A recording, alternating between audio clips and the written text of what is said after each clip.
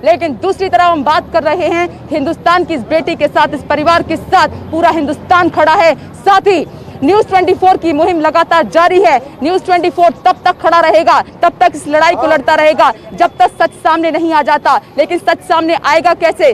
सच सामने तभी आएगा जब जांच इसमें पूरी होगी।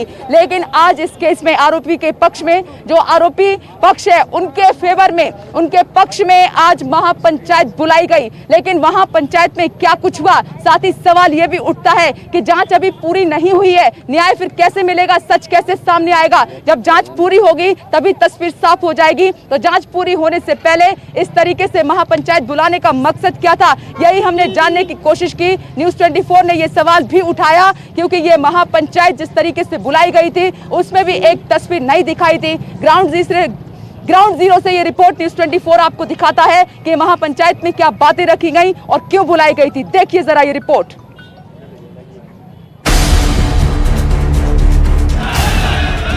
सब अपना अपना लग रहे हैं राजनीति में।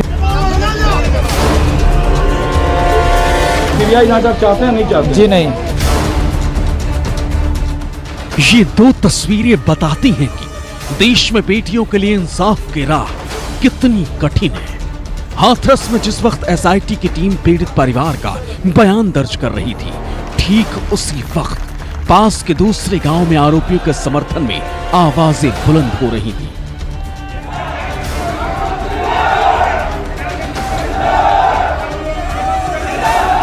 हाथरस के अंदर हूं मैं, जिस गांव में उस बेटी को इंसाफ दिलाने की बात हम कर रहे थे।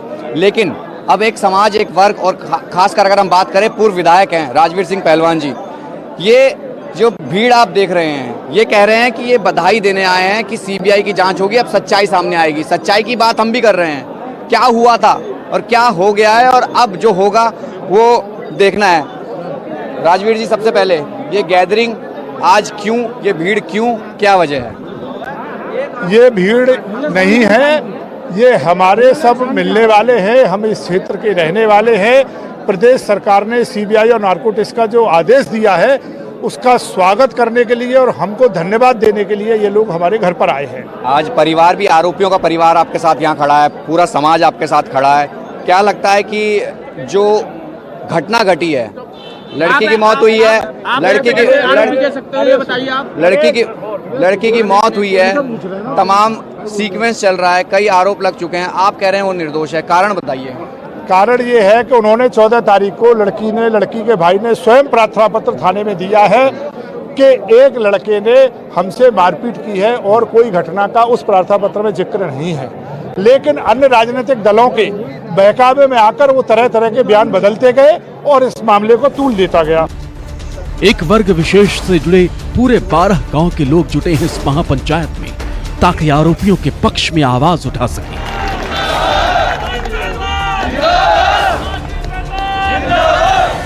दलील इंसाफ की है, लेकिन सवाल है कि इंसाफ किसके लिए? जिसने गुनाह किया या फिर वो जो गुनाह का शिकार हुआ? मौत तो हुई है? मौत की सच्चाई जानने के लिए तो सीबीआई जांच का आदेश ही हुआ। रेप नहीं है? रेप नहीं है। परिवार को क्या आश्वासन दे रहे हैं, क्योंकि वो एक तरफ वो परिवार बैठा है? अरे सच्चाई सामने आएगी, उनकी भी बेटी की सत्य जांच सामने आएगी। इसका मकसद क्या था आज गैदरिंग का? आप लोग गैदरिंग नहीं है, प्रदेश सरकार ने जो निर्णय लिया है इतना बड़ा सीबीआई जांच का, जिससे सच्चाई पूरे देश में सामने आए कि ये क्या हुआ है। क्योंकि हमको बहुत कष्ट है, हाथरस को बदनाम किया गया है, हाथरस को बदनाम किया गया है, हाथरस में बलात्कारी हैं, दबंग हैं, जबकि ऐसी कोई घटना ही नहीं है। तो क्या लगता है आपको? ऐसी कोई घटना ही नहीं है बलात्कार की। अब न्याय होगा? अब न्याय होगा। क्या मतलब उसमें आपको क्या लगता है कि क्या होगा? सीबीआई जांच होगी, न्याय होगा, सबके सामने आएगी। ये बिल्कुल जिस तरीके से एक तस्वीर देखेंगे, भीड़ ये पूरा उस पक्ष में है जिन पर आरोप है, लेकिन ये जिस तरीके से यहाँ एक भीड़ का ये कहना है कि वो सीबीआई की जांच होगी, सब सच सामने आ जाएगा। लेकिन तस्वीर अभी वही है कि एक तरफ आरोपी परिवार है, दूसरी तरफ वो परिवार जो आप भी इंसाफ की मुहिम लड़ रहा है। लेकिन ये तस्वीर कुछ और कहती है, जिसका इंतजार करना पड़ेगा। सीबीआई की जांच है, एसआईटी की जांच है, जिसमें तमाम चीजें साफ हो पाएंगी। हाथरस की बिटिया को इंसाफ दिलाने के लिए एसआईटी की जांच चल रही है, आगे सीबीआई भी जांच करेगी। मामले में सभी आरोपियों से भी पूछताछ होगी, सच सामने लाया जाएगा। तो फिर सवाल है कि जांच से पहले आरोपियों के पक्ष में ऐसी महापंचायत की। जिस चीज को हम दिखाना चाह रहे थे और हमने जो सच्चाई दिखाई अब तक, उसमें सब चीजें थी।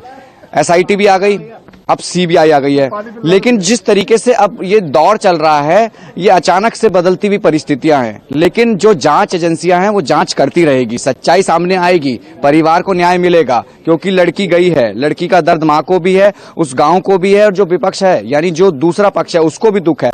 लेकिन सच्चाई सामने आए, जो असली आरोपी हैं वो जेल जाएं, चाहे वो कोई भी हो। यही वजह है कि ये पंचायतों का दौर है, और इस पंचायतों के दौर में ये सीबीआई का स्वागत भी हो रहा है।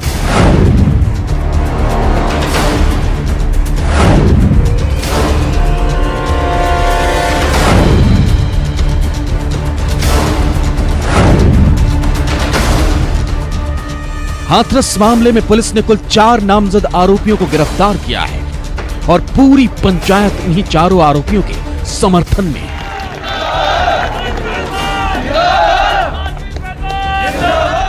सीबीआई और नार्को की अप्रूवल दे दी तो फिर किस बात का डर है? नहीं, डर किसी बात का नहीं है।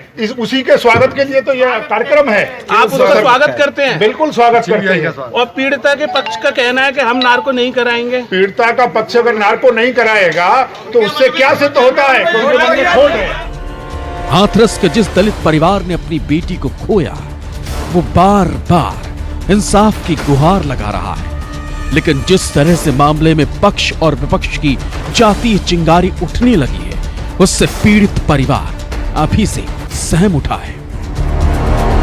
हम ये कह रहे हैं कि कोई भी जांच हो जिससे कि सत्य बाहर आ सके। सीबीआई जाए, कल को वो नार्को टेस्ट नहीं चाहते थे, सीबीआई जांच के आदेश दिए, तो अब सीबीआई जांच नहीं चाहिए, अब न्यायिक जांच चाहिए। हम ये कह रहे हैं, आप पहली बार ऐसा देखेंगे कि आरोपित पक्ष तो सारी जांच के सहयोग में खड़ा है, और जो आरोप लगा रहे हैं वो सारी जांच से भाग रहे हैं। नई नई जांच, नए नए प्रकरण, नई नई अपने रोज बयान बदल रहे हैं। हाथरस से विपनेश माथुर के साथ राहुल प्रकाश, न्यूज़ 24।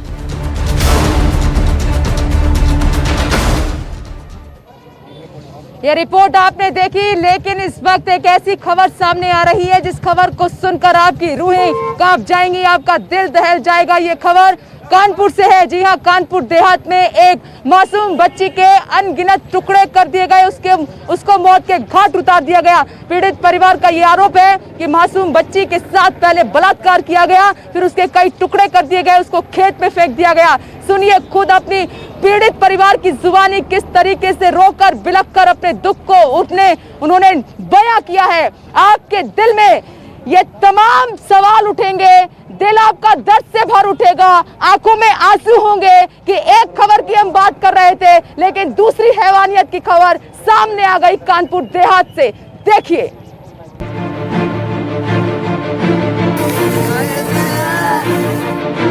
खुले खेत में खाकी वर्दी उन गुनाहों के सबूत इकट्ठा कर रही है जिसकी पूरी कहानी आप सुनेंगे तो रूह कांप उठेगी। इन खेतों में नाबालिग बच्ची के शरीर के इतने टुकड़े मिले जिसे गिनना पुलिस के लिए भी मुश्किल हो गया। पूरी घटना कानपुर देहात के रूरा थाना इलाके की है। गहोलिया गांव में नाबालिग बच्ची 26 सितंबर को सुबह शौच के लिए निकली थी, लेकिन फिर वापस नहीं लौटी। घर वालों ने पुलिस में बच्ची के गुमशुदा होने का मामला दर्ज कराया था। 2 दिन तक पुलिस ने भी बच्ची को तलाशा, लेकिन बच्ची मिलती भी कैसे जब उसके शरीर के टुकड़े इतनी जगहों पर फैले हों। क्या देखा वहाँ पे तुमने? मैंने वो टुकड़े बिनने लगे। किसके टुकड़े थे? वो लड़की के थे। बच्ची के शरीर के इतने टुकड़े हुए थे कि उसे पहचानना तक मुश्किल था। कपड़े के टुकड़े और बालों से घर वालों ने बच्ची की पहचान की। कैसे पहचाना? कैसे तुमने पहचाना? हमने अपने कपड़ों से, और कपड़ों के बाद में एक लोटा था, और इसके बाद उसके बालों से गेटिस लगी थी, उसके सर में चोटी लगी थी। कितने दिन से गायब थी बच्ची? बच्ची आज शायद 8वां दिन है, 26 तारीख थे। पीड़ित परिवार का आरोप है कि बच्ची के साथ रेप के बाद उसकी हत्या की गई और शव के टुकड़े करके बाजरे के खेत में फेंका गया। पुलिस ने शुरुआती जांच के बाद मामले में अब तक 2 आरोपियों को गिरफ्तार किया है। सबको पोस्टमार्टम के लिए दिया जा रहा है और अगले ऊपर किया गया, दोनों आरोपी हिरासत में और जो भी विधिक कार्रवाई है वो किया जाएगा। इस घटना से इलाके के लोग सन्न हैं। किसी को यकीन नहीं हो रहा कि कोई इंसान बेटी के साथ ऐसी हैवानियत कर सकता है। Bureau report, news 24। तो आपने देखा कि हाथरस की बेटी के लिए हम लड़ाई लड़ ही रहे थे, बलरामपुर की बेटी के लिए हम लड़ाई लड़ ही रहे थे, बारां की बेटियों के लिए लड़ाई हम लड़ ही रहे थे, लेकिन कानपुर देहात से भी ये खबर सामने निकल कर आ गई कि वहां पर मासूम के साथ बलात्कार किया गया, फिर उसके अनगिनत टुकड़े कर दिए गए। इसीलिए हमने ये सवाल उठाया था कि इस खाकी का, प्रशासन का, सिस्टम का, सरकार का इन दरिंदों में डर क्यों नहीं है, क्यों भय नहीं है। यह लड़ाई तब तक जारी रहेगी जब तक हिंदुस्तान की हर बेटी सुरक्षित नहीं हो पाती। इसी बुलेटिन में अभी इतना ही हाथरस से, लेकिन देश दुनिया की तमाम बड़ी खबरों के लिए आप देखते रहिए न्यूज़ 24। नमस्कार, मैं हूं मानक गुप्ता। अगर आपको हमारा ये वीडियो पसंद आया हो तो इसे लाइक और शेयर जरूर करें और हाँ, हमें सब्सक्राइब और फॉलो करना ना भूलें ताकि आप देश और दुनिया की कोई खबर मिस ना करें। तो जुड़े रहिए हमारे साथ और देखते रहिए न्यूज़ 24।